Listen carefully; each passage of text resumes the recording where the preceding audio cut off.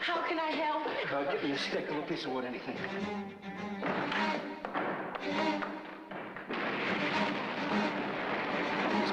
It's gonna be all right. Yeah, I'll get my bag. Great. Hold it.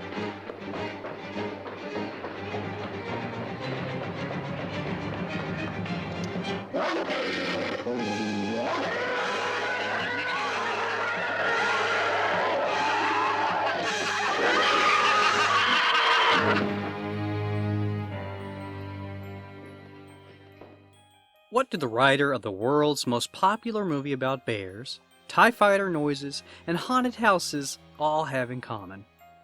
Well, they all helped to make the wildest, most brutal haunted house movie of the 1970s. Want to see a guy saw his own hand off? Watch people get battered around by inhumanly strong invisible forces? And a crazy ending that has to be seen to be believed, and I'm dead serious about that, quite literally? Then you need to check out 1978's The Evil. A lovely Victorian mansion in southwestern USA sits abandoned, having been passed on from owner to owner for nearly 100 years. Why? Well, for quietly whispered, unpleasant reasons. An enterprising addiction medicine specialist has purchased the conservatory with the goal of starting a new treatment center. First, though, he and a handful of associates and friends have got to clean the place up. However, some things you just can't sweep away with a broom.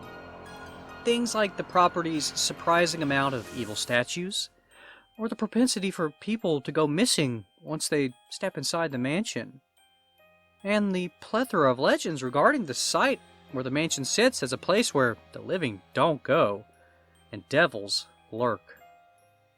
After accidentally opening a trap door in the basement, the mansion's windows shutter themselves, the doors slam shut on their own accord, and invisible forces forbid any human inside from escaping. The doctor, his associates, and anyone else unlucky enough to show up to try and help find themselves locked inside what is going to be the end of their lives. But not their final resting place. Not if the force inside keeps torturing them for eternity. This movie is pure entertainment to me. It's full of goofy, wacky scenes, stupid characters, and silly deaths, but it also has an undeniable pulp atmosphere of spooky ghosts, malevolent evil, and a refusal to ever be boring. None of these things would work if The Evil was not competently made, and given its subject matter and budget, it very well could have been a terrible movie. Yet, it isn't. Viewers will become aware of this competency in The Evil very early on. Take the opening scene with the groundskeeper wandering into the mansion. He hears noises that could be rats in the walls and slowly walks down to the basement. All along the way, there are quiet voices whispering to each other, leading him to his doom. Coming in now.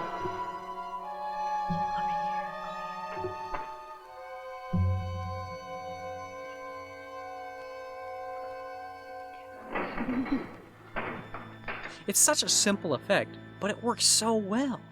We've all heard what we thought were whispers in buildings we know to be empty. Eventually, the movie ramps it up with some great echoing and sadistic laughing.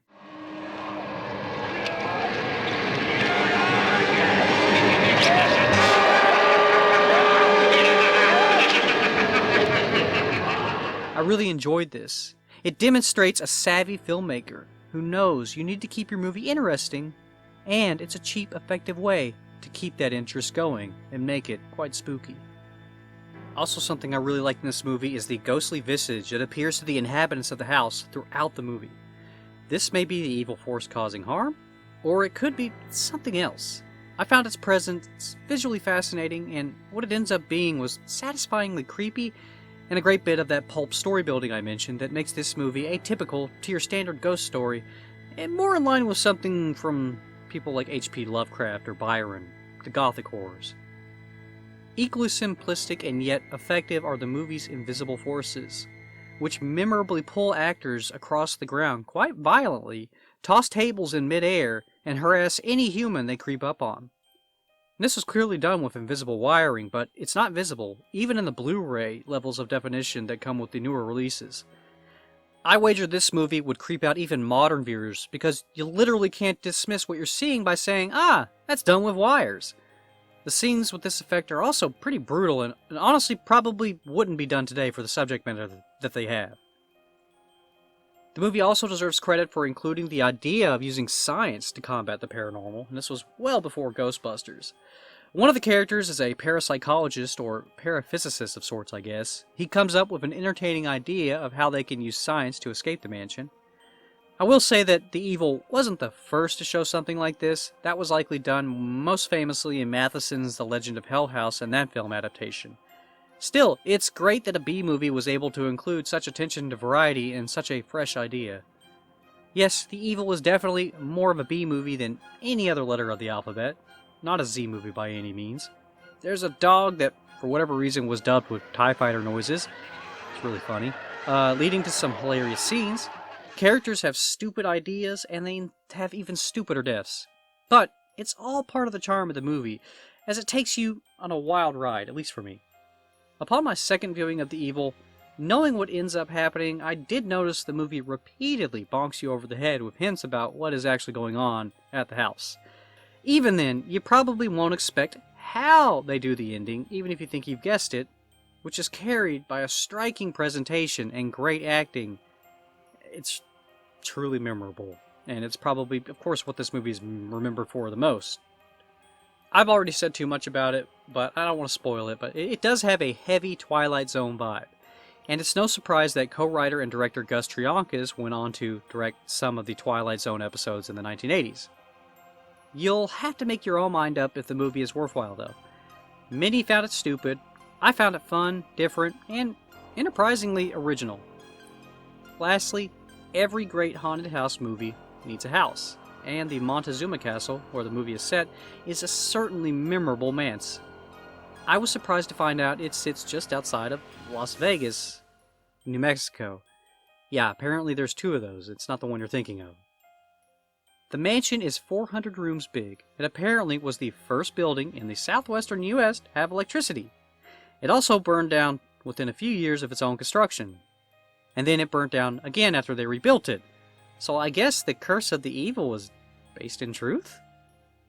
The Evil might be a bad movie, a B movie, but it's for all of the best reasons. It has an unrelenting pace that slams you through so many good ideas.